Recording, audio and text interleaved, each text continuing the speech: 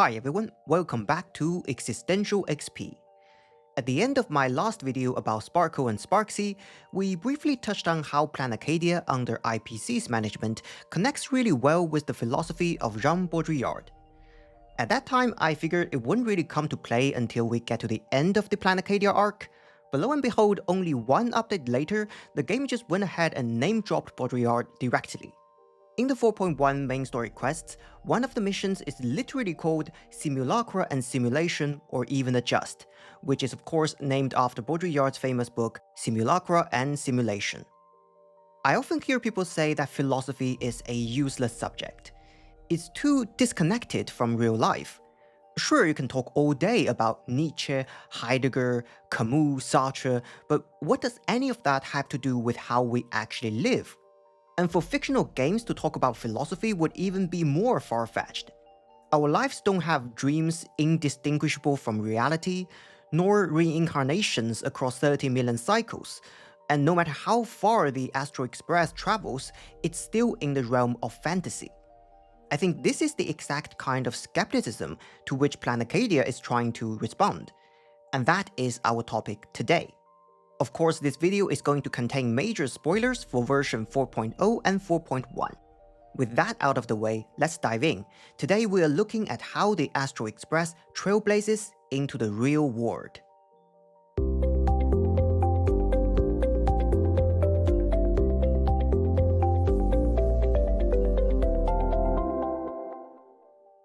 Baudrillard's book is called Simulacra and Simulation. So the obvious question is, what exactly is simulacra and what is simulation? It sounds mysterious, but I can solve 50% of the problem just in one sentence. Simulation is a process, and its end result is the creation of simulacra. Boom, half of the problem done. Well, of course, now the whole question comes down to what is simulacra? At its core, simulacra, or a simulacrum, which is the singular form, is a kind of sign. All communication relies on signs. We just don't usually think of it that way. Language itself is a sign system. When I say there is a cat here, I don't need to grab the cat and physically shove it into your brain, though it would be a fun scenario to think about. Anyway, the linguistic sign of cat enters your mind and conjures up the image of a cat. A sign is something that stands in for something else. It refers to something else. But a simulacrum is a special kind of sign. What makes it special is that it doesn't point to anything real. The process by which a simulacrum comes into being is essentially the process of a sign gradually losing its connection to reality. If you've read Simulacra and Simulation, or watched any other people explain it, you've probably seen Baudrillard borrow a metaphor from a microfiction by Jorge Luis Borges, talking about how in modern society, the map precedes the territory. I'm not going to get into that metaphor, I'm just not, because honestly, I have no idea how many cats you'd have to stuff in your brain to think it was a good idea to use the literary labyrinth that is Borges to explain abstract philosophy. It's like learning Japanese by starting with ancient Chinese. Sure, it can help, but the detour is so massive that most people are going to bail halfway through. In fact, we can just use something way more relatable. For example, I have just come back from a business trip to some island nations, so let's use beach as our example. Baudrillard sees signs as going through 4 stages of development. The first stage is the faithful representation of reality. Pretty straightforward. I pull out my iPhone and take a photo of the beach. The photo is a faithful representation of the real beach. The second stage is the distortion of reality. Also easy to understand. I look at this photo, I'm not quite satisfied, so I throw on a filter, make the sky bluer, the water clearer, so that when I post it online, people would go, "Oh wow, what a gorgeous place." The photo distorts reality of the beach. At its core, it's still the same beach, but now there is a slight disconnect from what is actually there. The third stage is masking the absence of reality. What does this mean? Say I have a friend who sees that photo I posted online and is super jealous. But they don't have the time or money to visit an actual beach, so they put on a swimsuit, head to the water park, wait for the wave machine to kick in, find the right angle, and snap a photo. Their photo creates a sign that is an illusion, something that looks like a beach, but there is no real beach behind it. Reality has gone absent, but the photo creates an impression that it's still there. Simulation begins at this stage, and we can already call this kind of sign a simulacrum. But at this point, it's still a pretty harmless kind of deception. The real problem, shows up in the fourth stage. The fourth stage is a pure simulacrum with no connection to reality whatsoever. Say I have another friend who sees my photo and gets really jealous too. So they open up Midjourney, type in a prompt, and generate a beach that makes even my filtered photo look bad. They post it online and everyone agrees. This beach looks way better than the one I actually went to.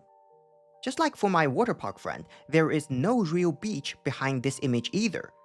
But it's more beautiful than any real beach could ever be. The water is clearer, the sunset lighting is more poetic, and there are no 1,000 tourists blocking the view. This is why Baudrillard calls this final stage of simulacrum hyperreality. It seems better, more real than reality. Planacadia shows us how simulation turns the Astral Express into a simulacrum. The comics, Fluffy Across the Blue, that Nihilux created started out as a second stage sign, still grounded in the real experiences of the Express crew, reflecting qualities and character traits they genuinely have. So, what do you see on the fluffy stands? It's him turned into a cute little animal? Yes, this is the character, and you're the inspiration behind him. But even for someone as interesting as you, there are many backstories that readers don't care about, don't want to know, or don't feel obliged to understand. A comic artist's job is to capture the most interesting parts and present them to the readers. The cute and clever one is March Bunny. The unruly but reliable one is Baseball Raccoon. This is what we call a concrete archetype paired with an abstract character. But once the story reaches the audience, it evolves further into a third stage sign, beginning to take the shape of simulacra. The abstract side of a character will only be further simplified in the eyes of the readers. Your heroic deeds and accomplishments drew my attention, and your demeanor gave me inspiration for the character in the Fluffy. But while the hero identity boosts the character's popularity, it also becomes a limitation. That's why the little animals in the Fluffy have to defeat even more powerful villains and keep upping the ante to get more applause from the audience. In turn, the reader's perceptions and expectations constrain the character's growth. If he acts out of line, the popularity will crash. What the readers see is no longer the flesh and blood members of the Express crew, but the symbolic spirit of heroes that they represent. And from there, readers expect the characters to keep developing in line with that sign of hero. I think this is the real reason Nihilux hits a creative wall. Fluffy Across the Blue is no longer operating as a second stage sign, telling stories based on real-life inspiration. It's now drifting closer and closer to a third stage sign. The only way for her to continue is to make up stories that are detached from anything real. The logic of sign production is breaking free from the reality it once reflected, and is instead bending to market demand and audience psychology. That's why Nihilux doesn't want to continue drawing. When she asks the Express crew to share intel about the Phantasmoon games with her, What she's really trying to do is to pull the comic's creative process back from the edge of that third stage back to where her story are supposed to live, the second stage. But then the IPC puts together a Star Rail Fest, and this is where we witness the fourth stage of Sign, the pure simulacrum, completely untethered from reality. It is not referring to real adventures of the Express, it refers to a sign that refers to those adventures.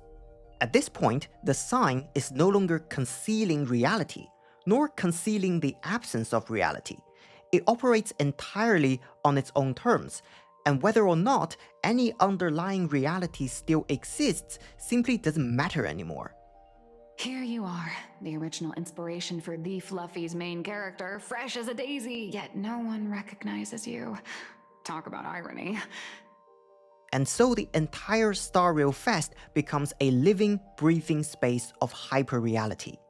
It is also here, through the confrontation with the Daybreak Squadron, that we see exactly what kind of danger hyperreality brings. It turns the table and, in Baudrillard's words, murders reality. Let's go back to the analogy of the beach. Say I have yet another friend who has never been to a beach in his life.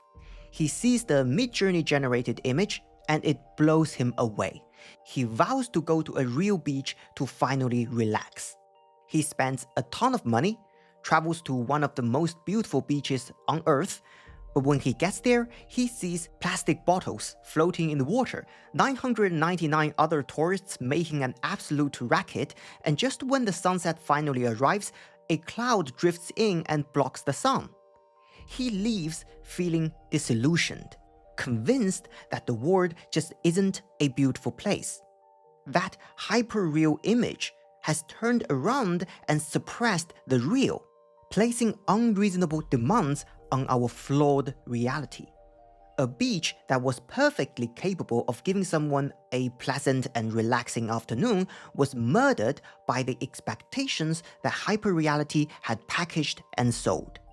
But look closer, what exactly was murdered? The beach itself? Obviously not, the beach is still there. What was actually murdered was our capacity to experience our own lives.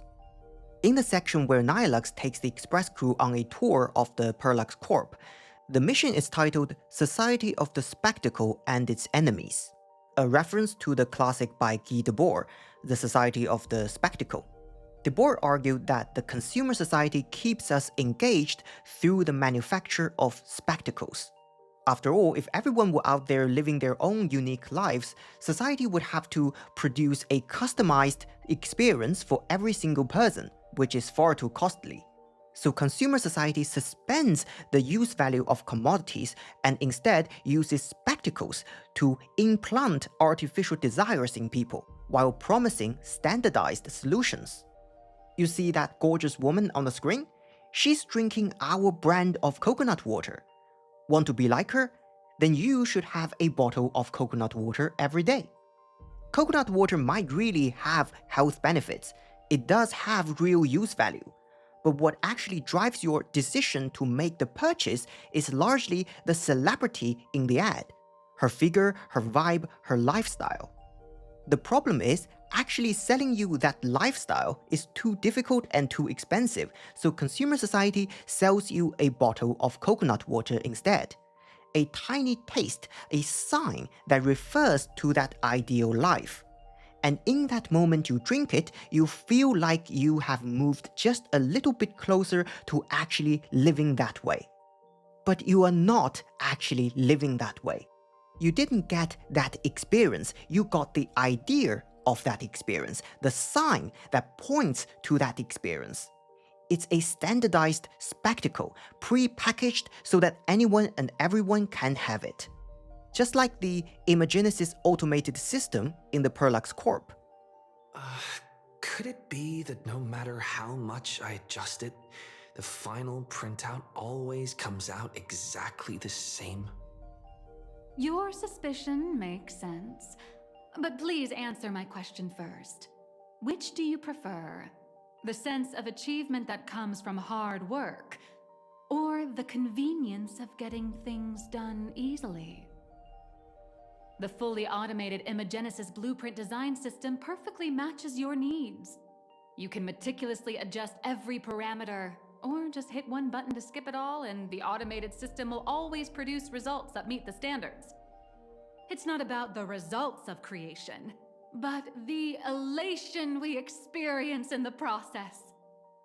The spectacle that Debord describes actually sits closer to the boundary between Baudrillard's second and third stages of sign. But Debord's perspective and concerns are different. What he cares about is how capital alienates people through spectacles, not the mechanics of how signs operate. Personally, I think the concept of the spectacle applies just as well to the fourth stage of sign, that is hyperreality. You could even say hyperreality is the ultimate spectacle, a performance so grand it replaces reality itself. Within this hyperreal spectacle, to borrow Sparks' words, whoever is seen, whoever is liked, is the correct answer. And so the real Express crew becomes a threat that might steal the attention of the audience. The Astral Express doesn't care about our happiness at all. They come and go like all tourists. No, they're even more heartless than tourists. Because they're here to trample on the elation ceremony and steal the Arcadian people's attention! The Daybreak Squadron initially appeared to be fans of the Express crew, but quickly turned into enemies. Because what they were fans of was never the real Express crew to begin with. It was a hyper-real version, powerful, decisive, fearless, more heroic than the real thing could ever be. Which is why, when the Daybreak Squadron confronted the crew, they genuinely believed that the Trailblazer had never experienced the real fear. Tell me, have you ever, even for a moment, felt what it's like to tremble on blood-soaked ground at dusk? I'm afraid of losing my companions. Afraid of death. There are so many things that I fear. The tragedy of the Daybreak Squadron, the reason they ended up as antagonists, is precisely that they mistook the hyperreal for the real. Hyperreality simplifies, rigidifies, and radicalizes our ideas of what good looks like, stripping away our ability to clearly observe and make sense of a complicated reality.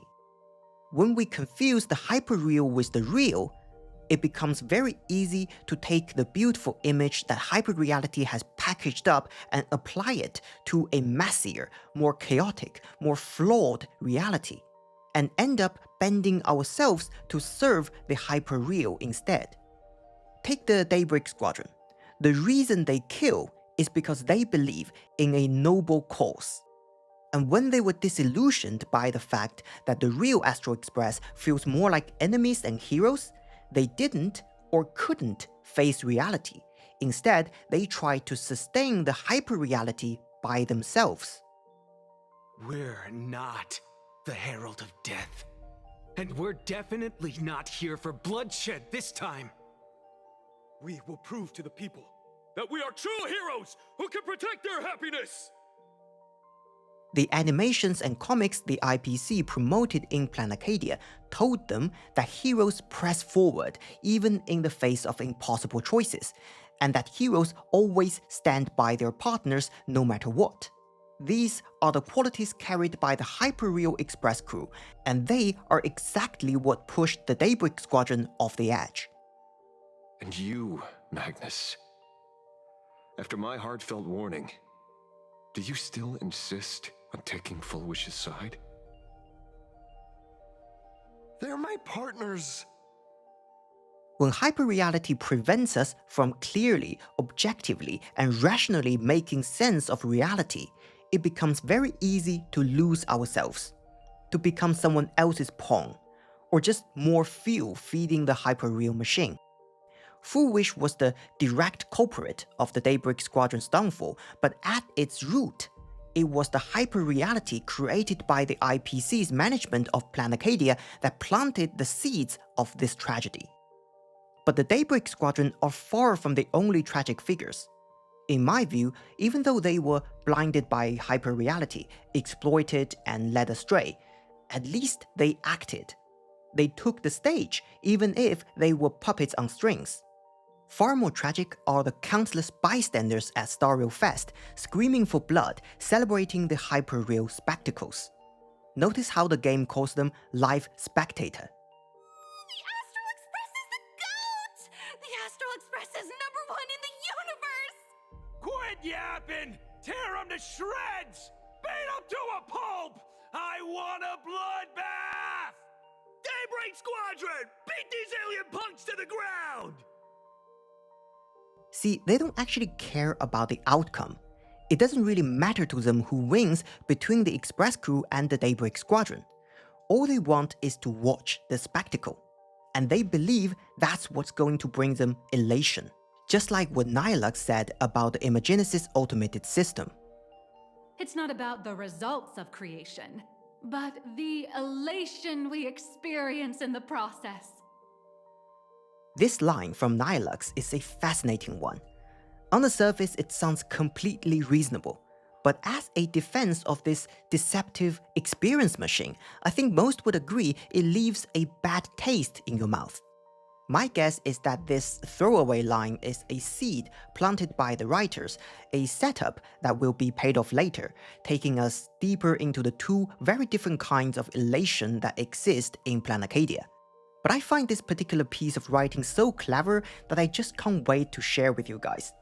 Let's see, in our daily life, we might hear this kind of inspirational wisdom all the time, which says, it's not about the destination, it's about the journey. Too tired to get to the top of the mountain? That's okay. Reaching the summit doesn't matter. What matters is the scenery along the way. On the surface, this sounds very existentialist. The Astral Express embarks on adventure after adventure, not for the destination, not for finality, but for the journey itself. So you should live your life in search of more experiences.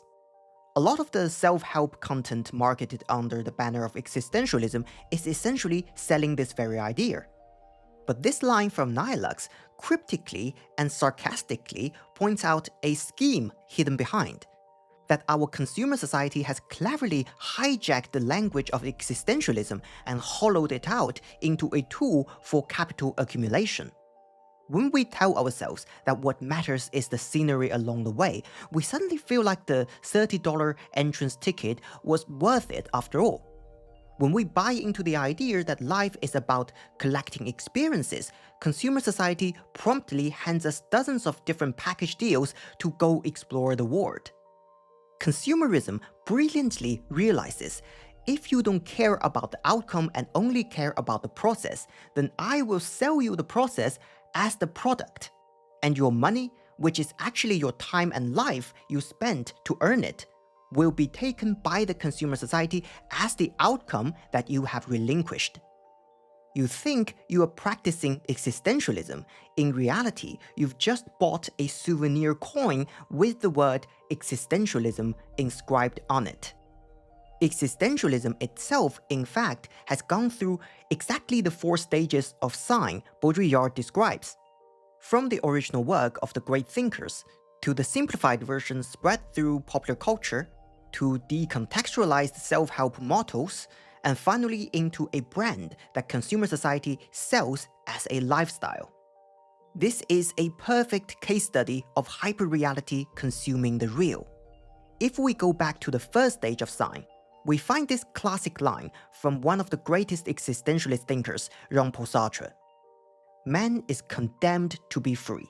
From the moment that he is thrown into the world, he is responsible for everything he does. Notice this interesting choice of word. We are condemned to be free. But modern consumer society has digested existentialism as a cultural sign and quietly modified this line. Now we say we are born free. The outcome is the same. We are free either way, but the process has been distorted. And it's precisely that distortion that allows the consumer system to package this alienated process and sell it as a product. But something gets lost in that distortion. That is the second half of that quote, that we are responsible for everything we do. On the Express Crew's journey of trailblazing, every choice they make and every battle they fight leads to real consequences with weight. That kind of process has gravity. The Imagenesis automated system in Perlux Corp, by contrast, spits out the same result no matter how you adjust the parameters. It's a liability-free counterfeit of freedom. You might say, isn't being off the hook a good thing? Why would I want to actively take on all that responsibility? But you see, in the process of turning freedom into a commodity, something else gets lost too. The elation gets downgraded. Remember when Sparkle said the elation in Planacadia was mind-numbingly dull? That's because the elation of aha, the true elation, isn't some pre-packaged experience you can just purchase. Real elation isn't a process of consumption, but one of creation. In the Myth of Sisyphus, Camus says, the absurd joy par excellence is creation, and goes on to invoke Nietzsche. We have art in order not to die of the truth. This brings us to the top floor of Perlux Corp, where Pearl has spent her days trying to recreate Graphia's artwork. My birth originated from the theme assigned by the celestial differentiator of planet Scrulum: art. Day after day, I studied. Day after day, I exhausted every possibility. I could instantly analyze the proportional structure and pigment composition of any painting. I could precisely reproduce every pixel of Graphia's masterpieces. Yet I could not create as she did. Graphia's ultimate creation was establishing the world in canvas at the end of the Phantom Moon Games. I want to understand her thoughts at that moment and touch the essence of creation. The reason Pearl has never been able to recreate Graphia's work isn't about her technique. It's that her act of creation, creating purely for the sake of creation, carries no weight, while Graphia created to protect an entire world. You mentioned several times wanting to replicate the works of Graphia. I don't know much about art. But I was considering that, despite the lack of artistic quality in your strokes when sealing those fissures today, to the people of this world, your creation is just as important as the works of Graphia. Not a single innocent soul was lost on this day because of your protection. Looking back to the ancestral painter of the Cinderth Age, do you truly think she cared about the artistic value of each stroke when she created world and canvas? Existentialist freedom must have weight. Absurdist creation must have weight. And that weight comes from the responsibility we choose to take on. Pearl may be the IPC's representative in Planacadia, but just as Aventurine was IPC's representative in Panacony, as an individual, she too is touching the border of existentialism. But I'm getting ahead of myself here. Star Rail didn't rush Pearl's banner, so most likely there are more stories planned around her. I'd be very happy to explore her arc in much more depth when the time comes. Based on where things stand right now, I can see the philosophical threads in Planacadia heading in two very interesting directions. One is the thread with Yao Guang. Her story was only briefly touched on in 4.1, but is clearly setting up for something huge. On the surface, this character is dressed up in the aesthetics of ancient Chinese Taoist philosophy, which is represented by her quotes of I Ching or I Ching. But at her core, this character draws heavily from French philosopher Gilles Deleuze. Deleuze's philosophy also engages with the concept of the simulacrum, but his view on simulacrum is wildly different from Baudrillard. So I'm genuinely excited to see how that would collide with the simulacra already at work in Planacadia. This might also be where Pearl's follow-up story unfolds. Her identity as an Intellitron creates a lot of rich narrative potential in that space. The other thread is Evanesia. We now know she is a creation of the Abundance. But if I'm reading things right, she is also, or will become, a pure child of Anasrava. That's not a contradiction. Cyrene, who originated from the erudition, is nothing more than a cluster of electrical signals, but she became a pure child of Anasrava. And that's saying nothing of the fact that Abundance and Remembrance actually share a lot of common ground. Both of them draw heavily on Buddhist terminology and concepts. In my video about Evernight, we already looked at the Buddhist connection behind remembrance terms like Anasrava, and the path of abundance is no different. Take Mara-struck, where Mara refers to the demon who tried to prevent the Buddha from attaining real enlightenment. And while the name of the Aeon Yaoshi was left with phonetic translation in the English version, in the original Chinese text it refers to the medicine Buddha. I imagine the localization team took one look at the romanized Sanskrit Bhaishya and quietly put it back down. In any case, the Evanesia and Fullwish storyline will almost certainly bring us a collision between Buddhism and the modern society that Planacadia represents. So that's all for this video. I hope you enjoyed it and that it helped you enjoy this wonderful game even more. Until next time.